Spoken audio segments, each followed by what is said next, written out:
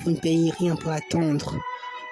Tayami, Tayami Toyoromi, même si vous êtes à nouveau-né dans ces humains, dans ces âmes, dans ces nouvelles âmes, féeriques ou humains, qu'importe, je vous détruirai tout sur le champ, je détruirai tout le monde, tous ceux qui se livreront à moi, tous ceux qui se dresseront sur mon chemin, je vous détruirai tous.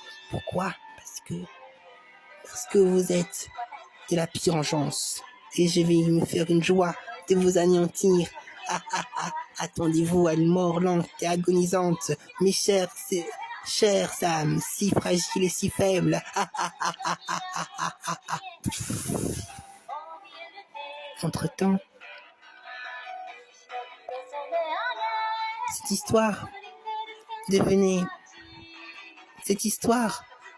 eh bien, était en même temps, au même moment, au même instant, racontée par Férésia à ses enfants, qui pensaient que ce n'était qu'une histoire. En effet, oui, c'est très étrange comme le temps est différent dans différents univers. Mais ils avaient bien grandi, ces enfants, et ils écoutaient ils croyaient vraiment que Férésia était leur grande tante, leur grande maman. Grande maman, dit alors Izuki, le jeune garçon. Grande maman.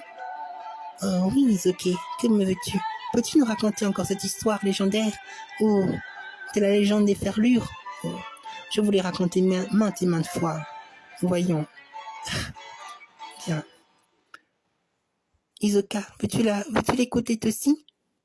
Oui, je voudrais bien. C'est toujours un plaisir de l'écouter. Bien, Maro, bien. Je vais vous raconter pour la énième fois l'histoire de la légende des ferlures. C'est très étrange, mais à chaque fois que tu me le racontes, j'ai l'impression que c'est de nous que tu parles, grande tante. Ils croyaient que c'était leur grande tante parce que elle était en apparence, Férésia, en apparence, s'est échangée comme une grand-mère. Mais en réalité, ses yeux ne les trompaient pas. Et ils arrivaient quand même à percevoir à travers ses yeux un mystère, une féerie qui brillait dans ses yeux. Seriez-vous donc une fée? Une fée? Pourquoi cette question? Eh bien, grande maman, à chaque fois qu'on vous regarde dans les yeux, vous n'êtes pas comme les mortels de ce monde. Ça me va droit au cœur. En tout cas, vous êtes très perspicace. Vous voyez toujours loin. Toujours très loin. Oui. Et si je vous disais que j'étais une fée? Eh bien, dans ce cas, on te croirait sur parole. Car tu rayonnes, c'est vraiment cette féerie. Dit alors Izuka à Férésia. Oh, tiens, pour te remercier. Je vous donne tous les deux une belle rose. Oh, qu'elle est belle. Oui. Mais comment as-tu fait pour la faire apparaître? Oh, eh bien, voyez-vous ce jardin que j'ai cultivé? Ah oui. Oh, mais tu as mis des nouvelles roses? Tu les as plantées depuis quand? Oh, ça ne fait qu'un jour que je les ai plantées. Un jour et ils ont grandi à ce point? C'est impossible ça, non? Dans ce monde, tout est possible. Dites-vous les enfants que tout est possible avec l'amour en vos cœurs.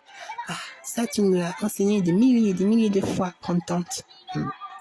Bien, vous voulez que je vous raconte l'histoire? Oui. Eh bien, dites-moi, qui veut commencer? Moi, dit alors Izuki. C'est l'histoire d'une jeune et méchante cruelle sorcière, ensorceleuse, nommée Guérimon. Oui, Guérimon a malheureusement pris les enseignements de la divine Zelatia à mauvais escient. Elle les a utilisés à mauvais escient. Puis elle a voulu détruire le royaume des ferlures. Oui, le royaume des ferlures. Elle a réussi à s'en accaparer, à prendre, à détruire les princes et la princesse souveraine incontestée de ce royaume. Quelle est impitoyable créature, dit alors Izuka. C'est vraiment ignoble ce qu'elle a fait, oui. Pourtant, comme vous pouvez le constater, il existera toujours des êtres comme cela. Il existera toujours des êtres qui ne comprendront pas, qui agiront toujours par la peur. Cette peur de ne pas être connu, de ne pas être vu. cette peur de... Voilà, tout débute toujours par cette peur. Cette peur qui accumule les ténèbres dans leur cœur. C'est extrêmement triste. Et vous, que pensez-vous faire si jamais vous la rencontrez? Mais elle n'existe pas, non? Pourquoi dis-tu ça? Toutes les histoires que je vous raconte ont bien un fond de vérité. C'est vrai, c'est vrai. C'est vrai, tante, grande tante. Tu nous as toujours dit ça. Bien.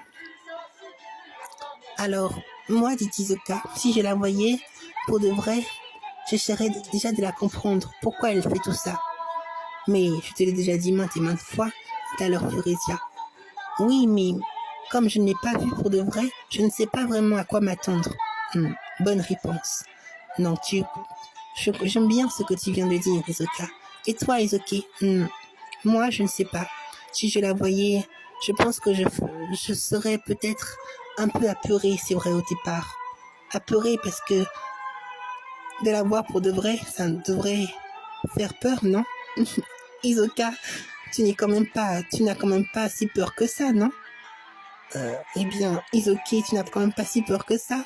Eh bien, Isoka, tu sais très bien que non, c'est juste que tu n'imagines pas à quel point je l'ai imaginé tant de fois dans ma tête, ça me fait très peur maintenant. Furesia a rigolé avec Isoka. Oui. Vous êtes vraiment formidables tous les deux. Vous avez grandi, tellement grandi. Quel âge cela vous fait-il maintenant? Moi, on a tous les deux 14 ans. 14 ans déjà. Oui, déjà. Ça passe tellement vite. Oui. Mais, les enfants, sachez une chose. Bientôt, il faudra que je vous raconte une vérité. Une très grande vérité. Et quelle est-elle? Ne veux-tu pas nous la dire tout de suite? Non, il n'est pas encore le moment venu.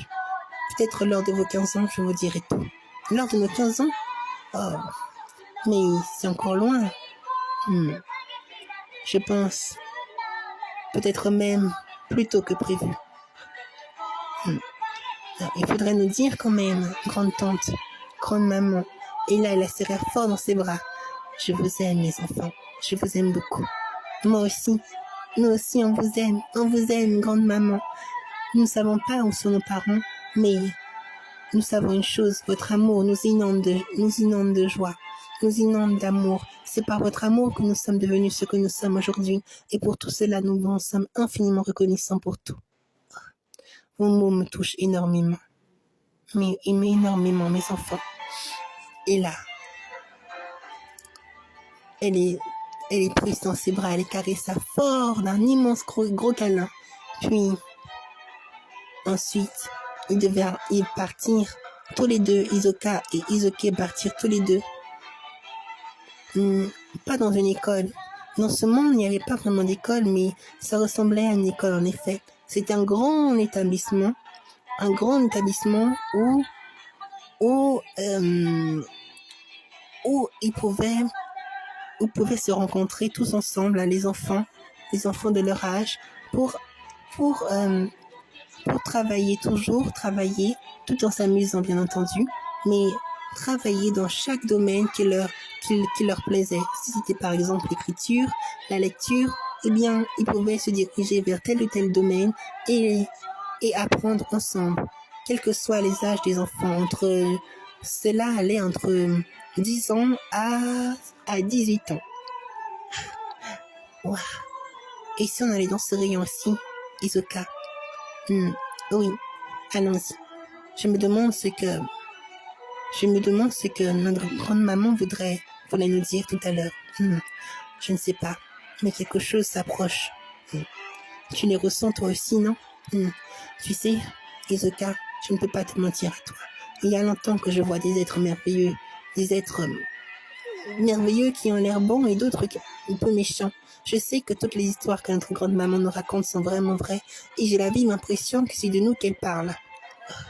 Moi aussi, j'ai l'impression que c'est cela aussi qu'il s'agit.